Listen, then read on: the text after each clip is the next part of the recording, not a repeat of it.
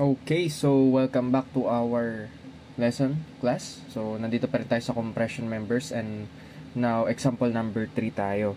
This time, braced section naman tayo, okay? Braced column naman siya, ibig sabihin may support along its length bukod sa kanyang upper and lower supports.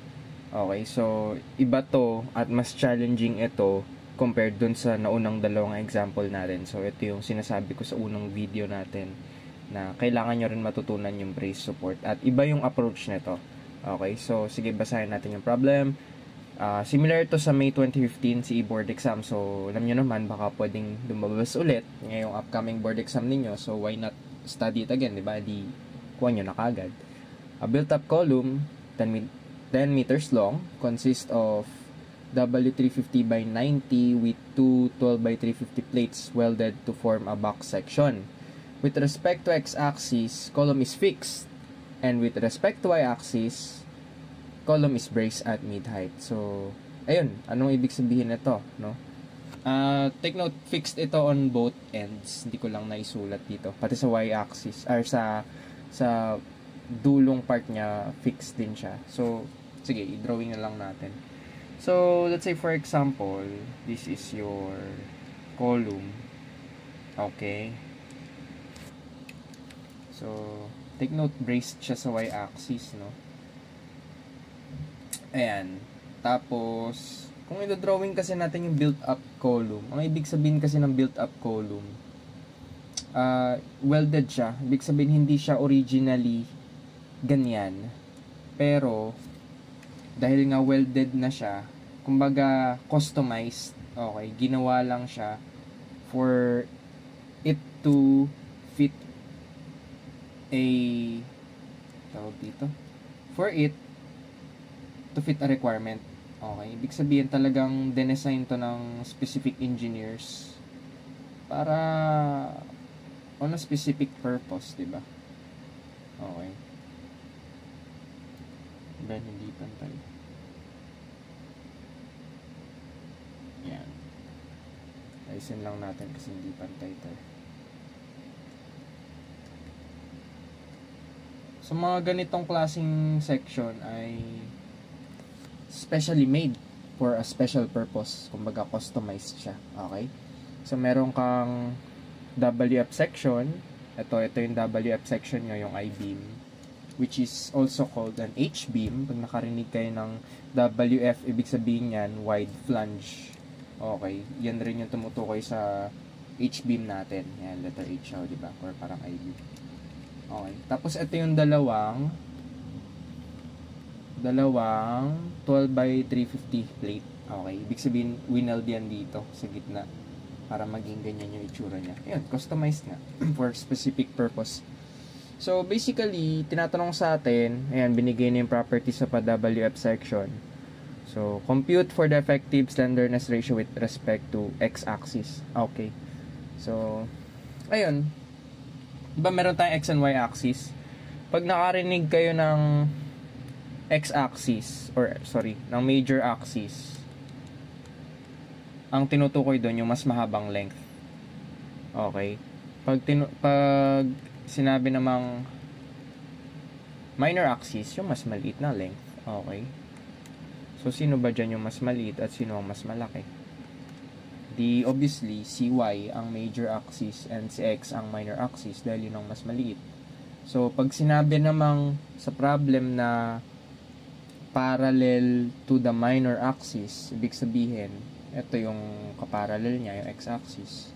Parallel to the major axis, edi itong y, which is yung mas malaki. Okay, sabi kasi dito sa problem, diretso naman binigay, y-axis. Okay.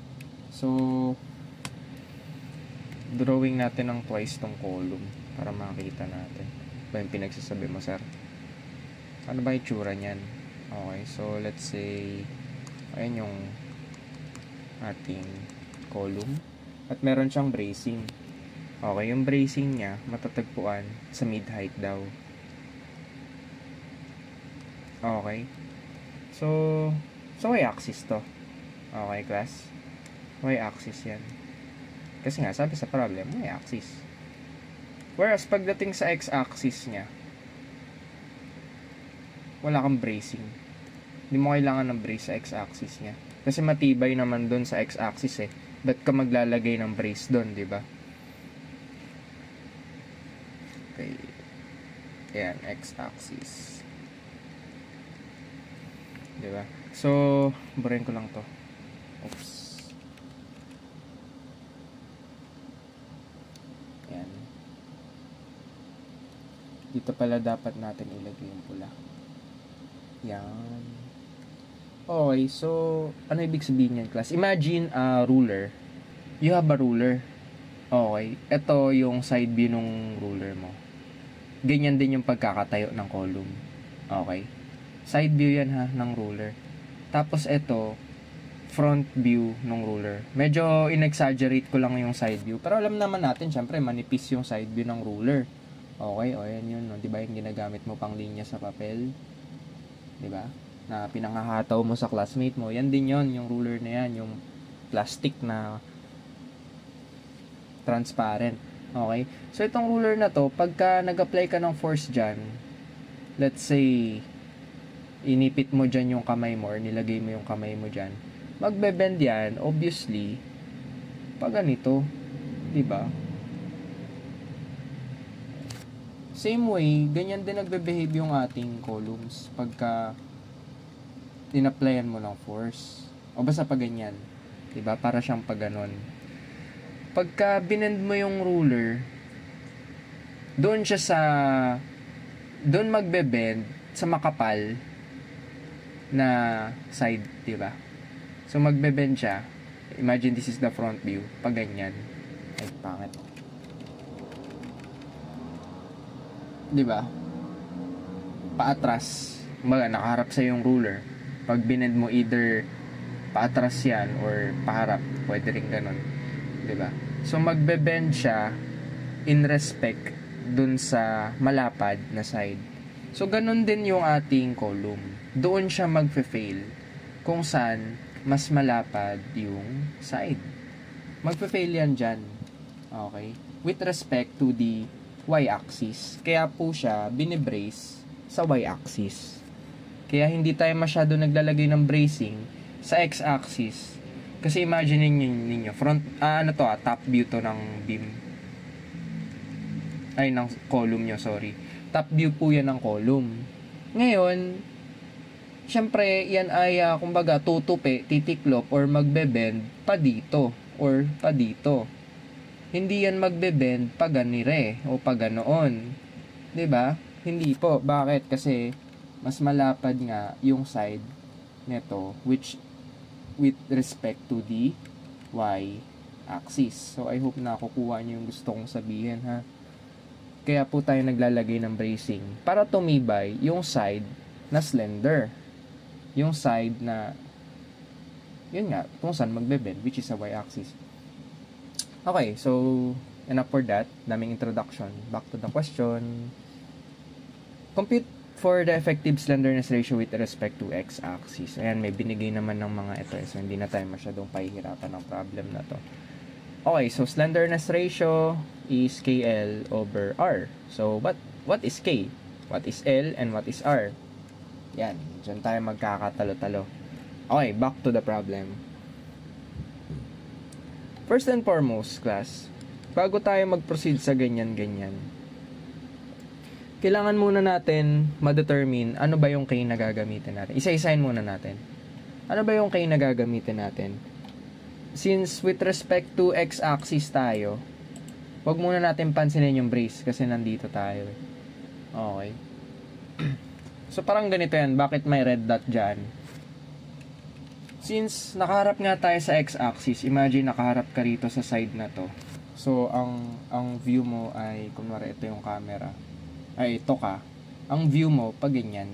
Okay? Ibahin natin kulay.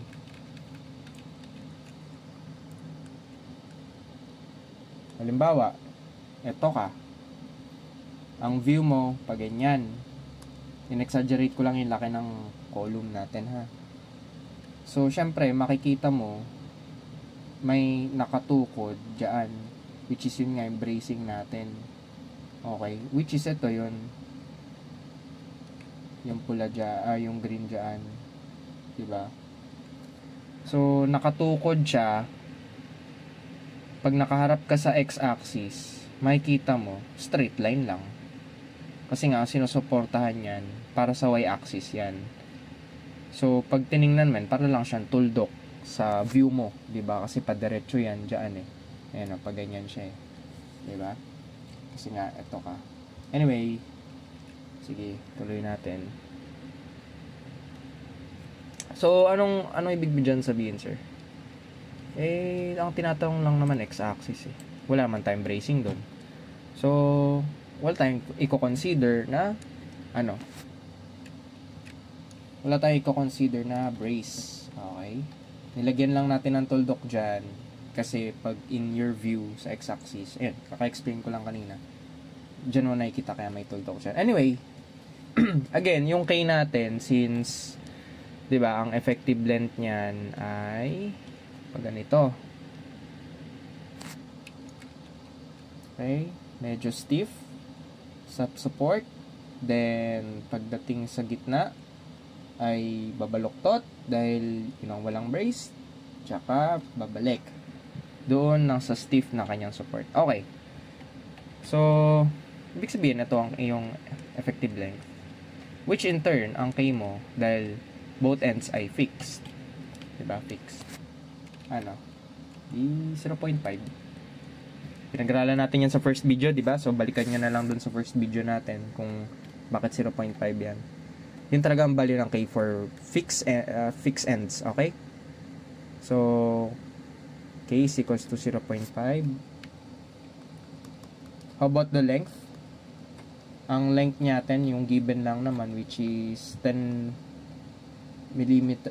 meters or 10,000 millimeters.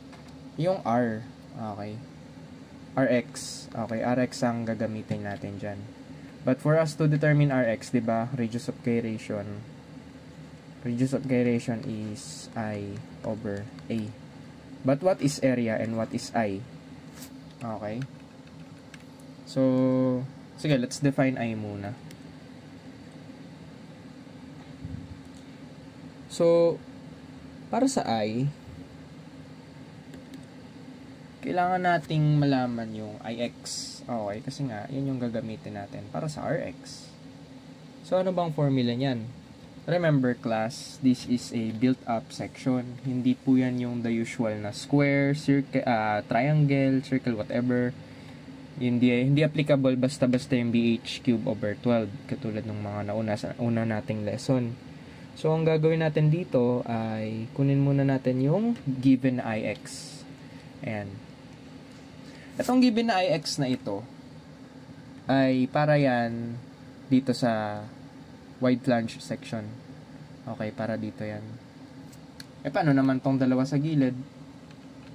Ayan o, paano yan dalawa sa gilid na plate na yan? O, di ko-compute natin. So, Ix is 2.66 sabi ni sir. Given na yan para sa gitna na section or yung wide flange section. Okay. Plus. Okay. Itong plus na yan, this denotes the additional plates. Okay. Since pareho lang naman yan, multiply mo sa 2. 2. Sir, para saan yung 2? O di, dahil dalawa yung plate mo, 1 and 2. Diba? O yun ha, huwag malilito. Kaya ako nilagyan ng 2. So, ayan. Balik tayo dahil again, rectangular section yan. Diba? Rectangular section yung plate na yan. Ayan o. Obviously, it's a rectangular section. Ay di applicable ang 1/2 BH cube. Tama? Lagay natin. 1. O di, applicable yung 1/12 BH cube, diba? But what is its base? So, we are talking about the x-axis. Anong x dyan? Or yung ang base is parallel to the axis of interest, which is ito. Diba? Yan ang iyong base. But what is base? Sabi dyan, 12 by 350. Sige, drawing natin ulit. Diba? Ito yung plate na yan.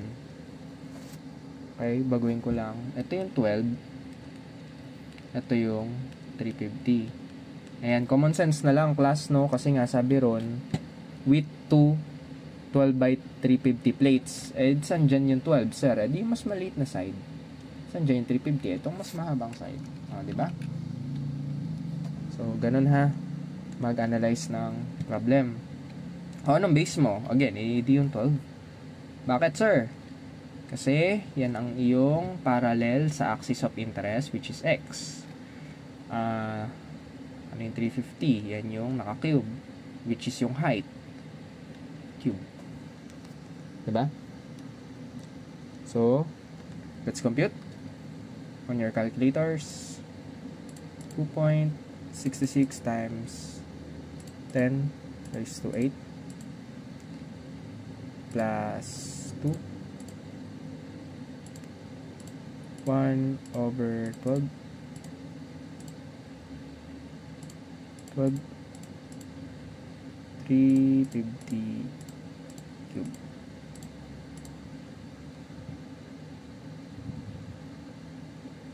Okay.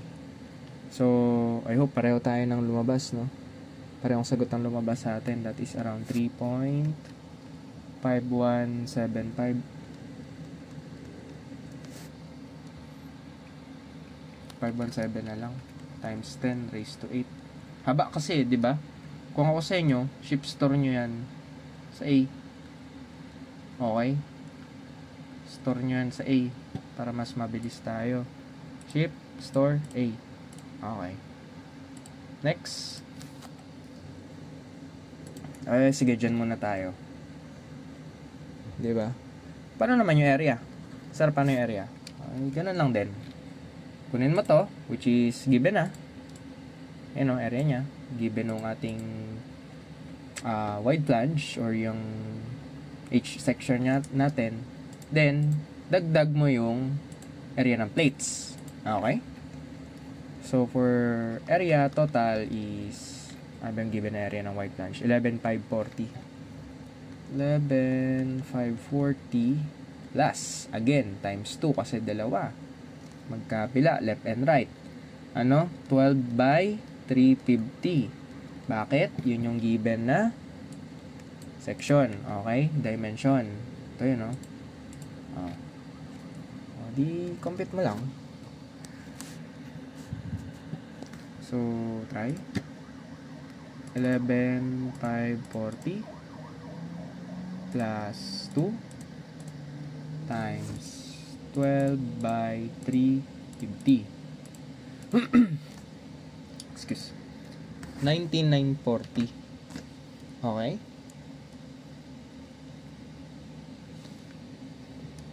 19,940 mm squared. Ayan. So, what's next? So, meron na tayong 80. So, pwede na natin competency radius at gyration. Diba? So, ano pa lang tayo ha? Radius of gyration pa lang tayo. Ano yung I natin? Ito, Ix. Which is, in-store natin sa A. Ganyan na lang. Tapos, ito, store natin sa B. Store nyo sa B. Diba? Para madali. Ship, store, B. Ayun. Para pag mag-solve tayo, ganyan na lang. O di, anong sagot? Store A, store B, equal 132. But that is not the final answer. 817. Store nyo ngayon yan sa C. O diba? Para yung sagot natin or yung mga values na kino-compute natin, sakto, mag-ship store kayo kasi nakakatipid yan ng oras. Dahil pag hindi kayo nag ganyan-ganyan, hahabang solving nyo, lugi kayo sa board exam. Diba? Ano yung kay natin? 0.5. Ito na yung ano nasulat ko muna. So, ini-spoon feed ko kayo, class, kasi syempre nagtuturo tayo para makuha nyo isa-isa talaga. Pwede nyo naman skip, fast forward, or kung ano man para mas mabilis. Punta na kayo sa final answer kung nakapagsagot na kayo, di mas maganda. Di ba? Pero para dun sa mga nahihirapan, ito para sa inyo to. Isa-isahin talaga natin. RX.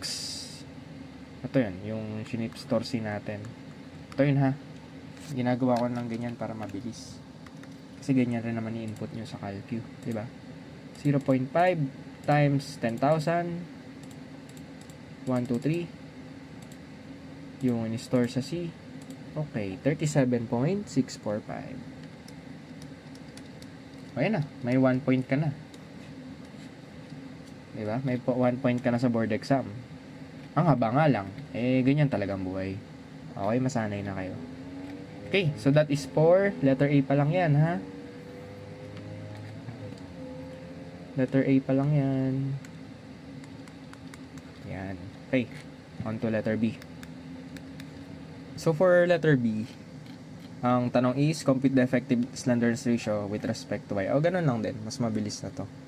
Again, KL over RY. Alam na natin si K.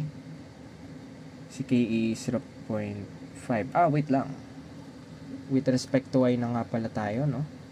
Hindi yan basta-basta. So, again, going back to our figure, dito na tayo. So, mag-focus na tayo dyan. Paano naman kung nandito yung pin connection mo? Diba? Considered as pin connection kasi yan eh. So, kung imagine niyo nakaharap kayo sa y-axis, nakaharap na kayo dito. Anong makikita nyo? O di makikita nyo tong tagusan sa gilid, kaliwat kanan. Which is, eto nga yun, diba? Pag ganyan siya. Okay, so I hope nagigets nyo yun. Paano naman yan, sir?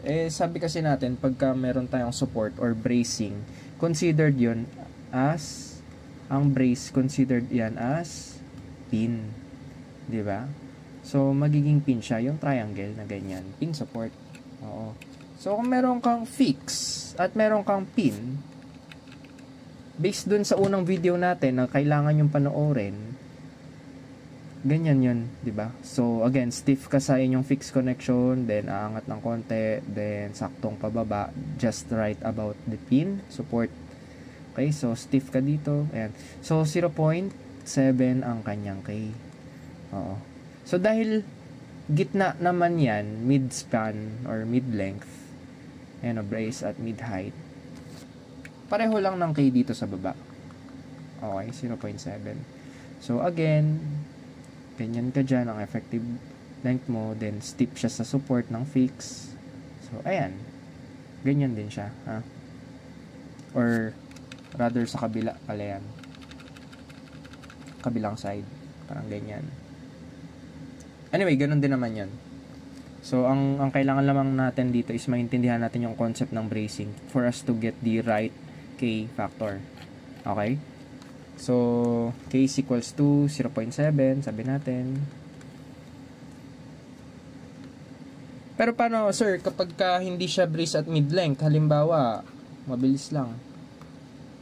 Dito yung bracing. Halimbawa, 1 meter yan, 1 meter yan.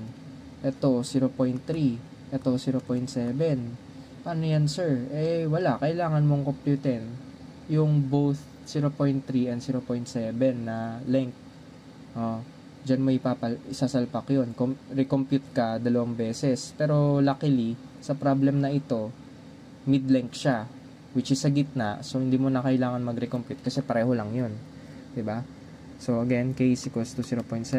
Length. Dahil may brace ka na, hindi mo na gagamitin yung 10,000 mm as a whole, kundi yung 5,000 na lang. Kasi nga, hanggang dun lang ang iyong kumbaga yung support mo, which is yung bracing, diba? So RY is yan, compute tayo ng RY mamaya na yan.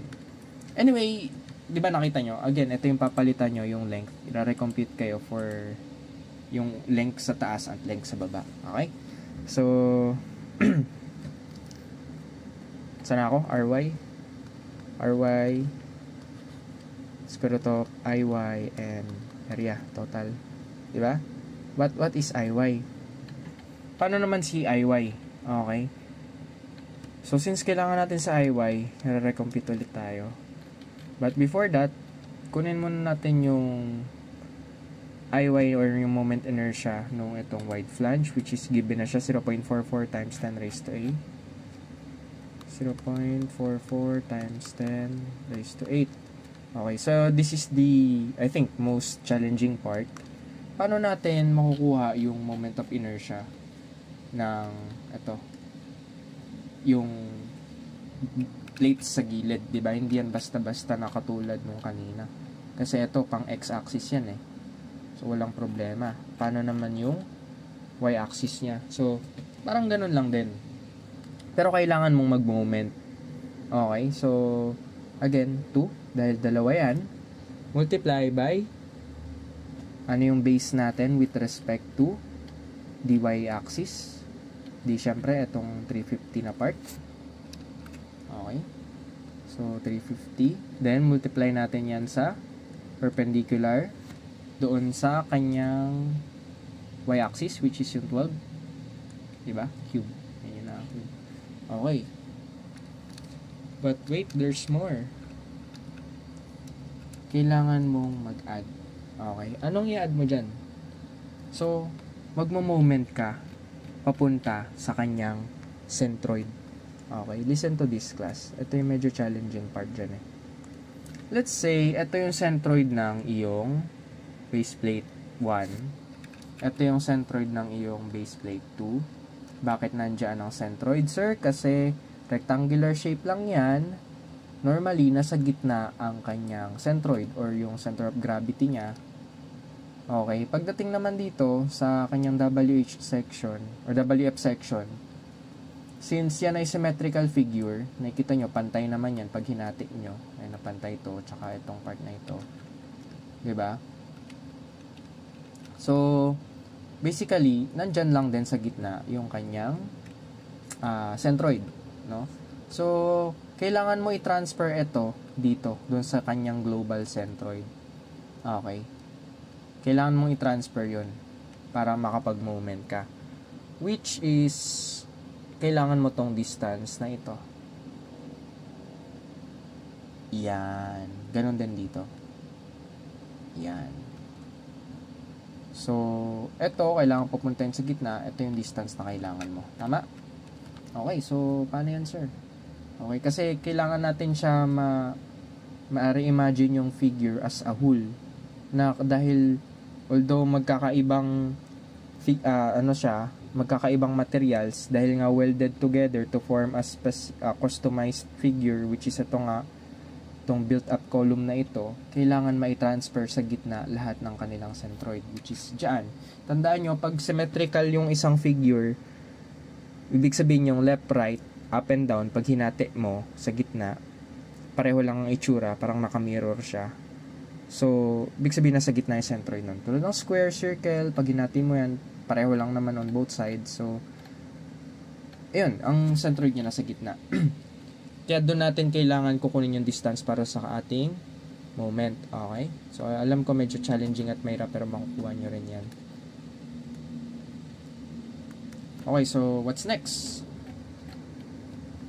Tayo sa mga binabanggit ko, no? So, 350 times 12 times ano? Etong 350, yan lang yung area, okay, 'di ba? Yung plate natin, yung section niya, yung cross section ng area niya, 'di ba? 350 by 12 'yon. 'Di ba? Ayan yung area nito times yung distance magmula dito hanggang diyan, which is ano, ito, dito natin makukuha yan, no? Kaya given tayo ng mga details na ito. So, pag sinabi pong BF, ito po yun. Pagawin natin yung kulay. Sige, ito na lang. So, yung BF, ito po yung BF. Okay. Pagdating naman po sa thickness, binigay po yan para sa ating mga plates. Diba? 12 yan. According to this given. Yan o. 12 yan eh. But, what is BF? Sabi dito, 250. So, 250 po yung BF natin. Tama? O, dyan pa lang, makukuha mo na sa yung gitna. Ngayon, i-traverse mo to. Diba?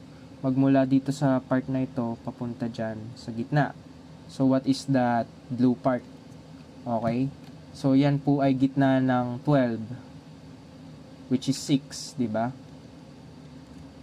Tapos, magmula naman dito hanggang dito, edi kalahati ng 250. Diba? So, 250 divided by 2. That is 125 plus 6. Edi 131. So, yun ang ilalagay mo ritong distance. Times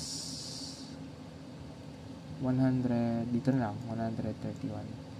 Okay, saan po galing yung 31? Again, 131. Ito po yun, 6.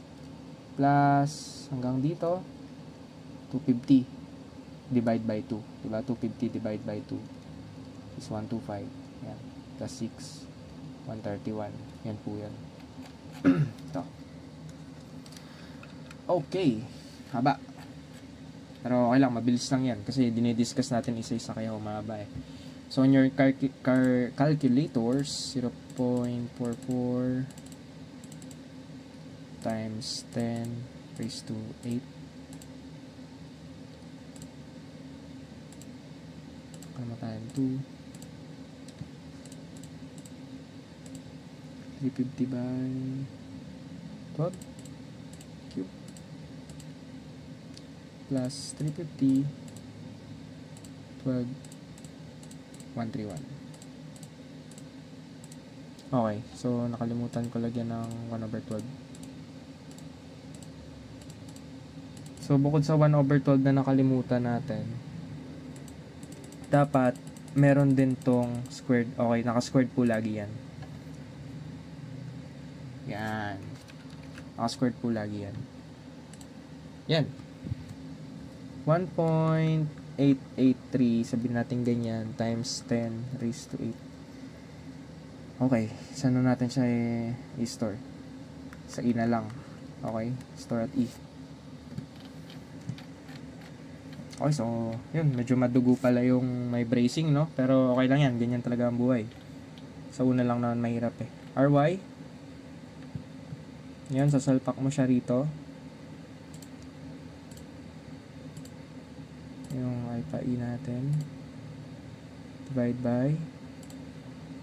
Sa nakastore ang area. Ito yan, nasolve na natin yung kanina eh, di ba? Sa D. Hop. D ko na-store yung E.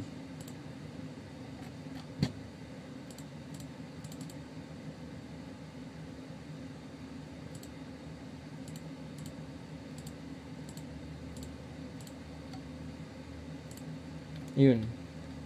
So, 97 point. RY pa lang yan, ha? 099.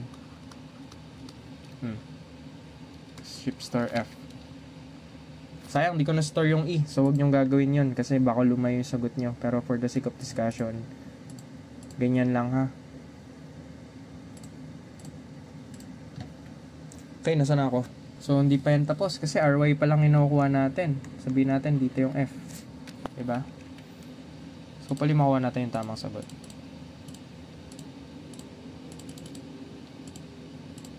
Sana yan lang naman to class. Makukuha nyo rin. 36.04. Yan. Yan na po yung ating final answer for A and B. Okay? So, I hope nakuha nyo. No? On a side note, bakit mayroon tayong ganito? Kasi kanina sa x-axis, kung makikita nyo, wala naman tayong ganyan. Ito, 12 times 350 lang. Ito pala. Diba? 1/12 base height cube.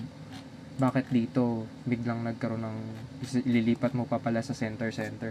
O, kasi kanina sa x-axis, pare-pareho naman ng x-axis yan eh. Diba? Pare-pareho yan ng x-axis. Pero pagdating sa y-axis niya, magkakaiba sila. So, ano ibig sabihin nun, sir? Para ng x-axis, magkakaiba ng y-axis. Naubusan ako ng kulay, ah. Ito na lang, lavender. Okay, so ang gulo na ng figure natin. Notice class, ito, focus muna tayo dito sa section na to, no? Saan ang kanyang x-axis? Di, sir, ayan. Tama. Saan ang kanyang y-axis? O to, sir. Tama. Diba? Yan ang kanyang y-axis. So, wala tayong problema sa x-axis ng isa't isa. Kasi, ang x-axis nitong WF section natin, ito pa rin. Diba? At ang, likewise, itong isang plate na ito pa rin ang x-axis niya. Pero magkakatalo tayo pagdating sa y-axis. Bakit? Tingnan nyo to, ah. O, ito y-axis nito. Ito y-axis niyan. Ang y-axis naman nito nandito. Diba? Kailangan mo i-transfer to dyan. At ito, ganun din dito. Diba? Kasi sa x-axis, pare-pareho yan. Magko-coincide yan sila lahat. Sa x-axis, wala silang problema eh. Pero in the event na magkakaibang x-axis, ganun din, lilipat mo rin, AD squared. Diba? Ito yung AD squared eh. A, yan yung area, tapos ito, distance squared. Ito po yun. Diba? So, ayun, dahil magkakaiba sila ng y-axis, di lipat mo sa gitna, dahil nandun ang centroid, as a single whole built-up section. So, ayun yung, ganyan may itsura niya. Diba? So, I hope na naiintindihan niyo. Okay, meron pa tayong CND. Pero madali lang yan, don't you worry. Okay, so letter C, anong tanong doon? Compute for the actual load capacity, PA. Okay. Pag sinabing PA, from the word A, allowable yan ha. Huwag kayong malilito kasi merong LRFD for ultimate. Allowable. Which is ang ating key factor ay 0.6. So, ano ba ibig sabihin ng PA? P is equals to 0.6 times Pn. But what is Pn? That is FCR times Ag. Okay? So, force kasi to eh. Nominal force. Or yung nominal load. Kasi pagka ang stress multiply mo sa area. Diba? Basic principle ng F over A. Force over area. Pag multiply mo yung stress sa area, makukuha mo load lang or yung force. Anyway, hindi naman yun ang ating lesson. Sa FCR natin, kunin mo natin si FCR. Area gross, nakuha natin yan, di ba? Ship store B yan eh. FCR is, wait lang, ano ba muna mag-govern? Buckling ba siya? Yielding? Di ba? Kailangan muna nating malaman, anong bang KL over R ang ating gagamitin? Ano bang mag-govern na KL over R? So, sabi natin, ang gagamitin natin KL over R ay KL over R, KL ng RY o KL ng RX? So, KL over RX, itong gagamitin natin at itong mag-govern. Bakit? Diba usapan natin pagka radius of gyration ng pagpipilian, pinakamababa. Okay? Tandaan nyo yun na pag radius of gyration ng usapan, pinakamababa. Pero pagdating sa KL over R, or yung tinatawag na slenderness ratio, yung mas mataas. Okay, mas mataas po ang 37.645 kaysa sa 36. So, notice class dito natin ma-appreciate yung sinasabi ko sa previous lessons natin, no, na sabi ko nga pagka unbraced, laging KL over RY ang mag-govern dahil mas mataas na slenderness ratio yon lagi compared sa KL over RX. Dahil dyan po makikita kung magbabackling ba siya or mag-yielding ba siya, depende sa kanyang sa strength ng bakal, which is ang FY pala natin dito ay sabi nating 248, di ba? Sabi natin ang FY natin for this problem, ayun nga, 248 MPa. So binigay naman pala. So ibig sabihin, kung ano yung mas mataas na slenderness ratio, which is yun nga, KL over RX, yun ang mag-govern, doon siya mag-fail. Okay? So, sabi kasi natin sa mga nakaraang examples natin, pag unbraced, mag-fail siya sa KL over RY. Nasa slenderness ratio ng govern ng RY, nandun yung mas slender, therefore doon siya mag-fail. kung unbraced. But we are talking about braced na this time. So this is the time kapag braced na, 'di ba? Lagi ko sa inyong sinasabi, you must compute for Rx and Ry in terms of slenderness ratio. Okay? Kasi pagka braced, malamang sa malamang pinatibay na yung y-axis nun, kaya magfe-fail na siya most probably sa Rx. Although hindi pa lagi sure. So check nyo pa rin. Tingnan nyo ang close ng values natin, no? Ibig sabihin, later on, sa mga examples, pwede pa rin siya, kahit naka-braced sa y-axis, mag-fail sa may Ry. Okay? Pero this time, makita natin, nag-fail siya sa Rx. So, yun lang kahalagahan nun, no? Kaya pinakita ko sa inyo yung difference ng braced and unbraced, at kung bakit mas madalas mag-fail sa govern ng Ry pagka unbraced. Okay. So, yan. Since mas mataas ang KL over Rx, di mas slender yung part ng x-axis, dyan siya mag-fail. Pero paano natin malalaman yung mode of failure? Depende pa sa FCR at sa binigay na 248 na Fy, which is yung yield strength. So, anong ulit formula ng FCR? Intermediate ba o slender or short? Diba? Ang KL over R natin, which is X, is tama ba? 37.64. So, hindi naman siya 25. Diba? Hindi naman 25, so hindi siya short. So, intermediate ba siya? Or ano siya? Dito sa long. So, hindi pa natin nako-compute yung CC, pero most probably magpo-fall under yan sa intermediate. Pero sige, solve na rin natin. CC is equals to, yan lang natin. So, CC is equals to 4.71. Huwag kayo mag-assume basta i-solve nyo, ha, kasi hindi natin alam eh. 248 yung Fy nyo, diba? Itong E, 200,000 yan. Diba? E equals to Euler's number, 200,000. So, what is CC? On your calculator, 4.71 200,000 248. Okay, so that is 138.755. okay, so ayan, so meron tayong CC. Anong mas malaki? Obviously yung CC, which is ano ba, 37.6. mas malaki si 138. O di dito siya sa intermediate. Ano mag-govern na FCR? Di yung 0.658 Fy over Fe. Tama ba?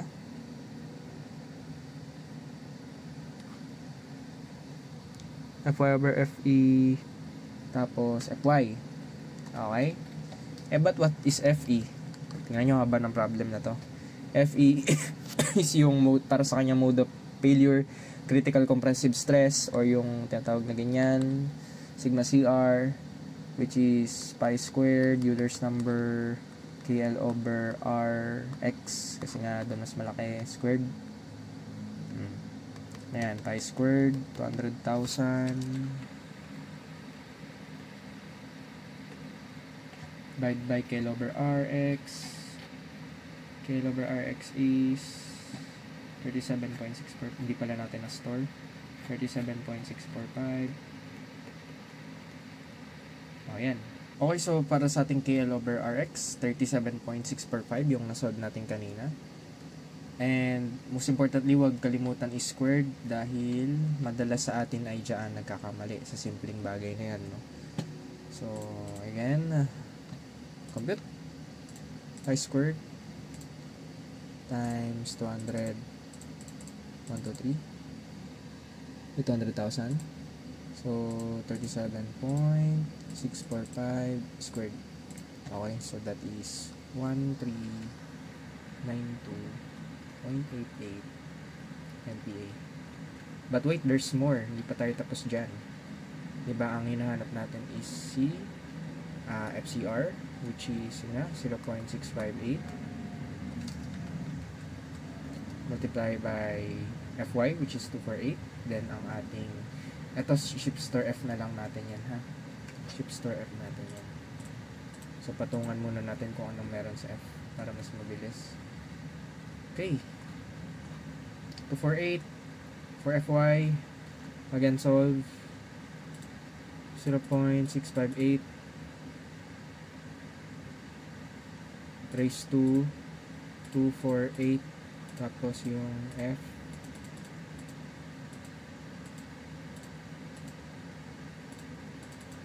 multiply by 248 once again 230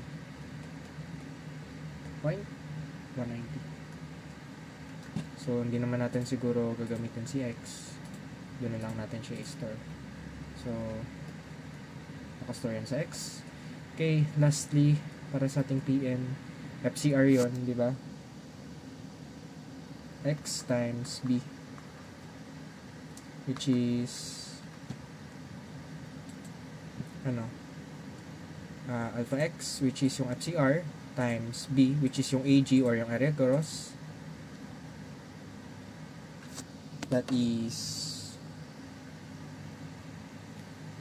1, 2, 3, 4, okay, 4, 5, 8.99 times 10 raised to 40. Ship store Y. Okay, para sa magagamit kasi natin yan kasi dalawa yung tanong eh. LRFD and ASD. Okay. So check lang. Ayun. So para sa ating PA allowable, finally 0.6 times PN or yung in-store natin sa Y. So 0.6 times alpha Y lang yan. Yun, 275 or 2753. This is in Newton. So kung kilonewton ang tinatanong, wag malilito. 2,753.997 kilonewton. Okay. How about PU? Para yan sa letter D. Diba, question letter D. Gawin mo lang tong 0.9. Ang kaibahan niyan, pag allowable, mas mahigpit. So, parang 60% lang yung gagamitin mong strength from the nominal. Nominal is yung talagang sagad. Yan yung 100% na kaya nung structural member mo or yung steel column in this case. At pag allowable lang, hanggang 60% ka lang, kaya 0.6. Pero pag ultimate, ibig sabihin yung sagad ka na halos, ultimate na yon, 0.9 ang gagawin mo. Which is mas malaki yan. Ang makukuha nating sagot. Diba? O yun, 130.99 kilonewton. Kita nyo, ang laki ng difference. So, kung magde-design kayo, mag-decide kayo mabuti kung allowable or ultimate gagamitin mo. Kasi pag ultimate, close to failure ka na or yung pinakasagad niya na 458 dito or 130 lang. Okay. So, yun. I hope na naintindihan niyo yung lesson natin, class, no? So, medyo mahaba lang ang solving pero once you get the hang of it, madali na lang, mabilis, dire-diretso. So, practice solving more on calculator kesa on paper. Mag-ship store kayo lagi tulad ng sinasabi ko. So yun lang, God bless, and I hope that you find this lesson full of learning. So please subscribe, share, and comment para meron tayong next na video tutorial. Salamat po. Don't forget to like, subscribe, and hit that notification bell for more engineering and math tutorials.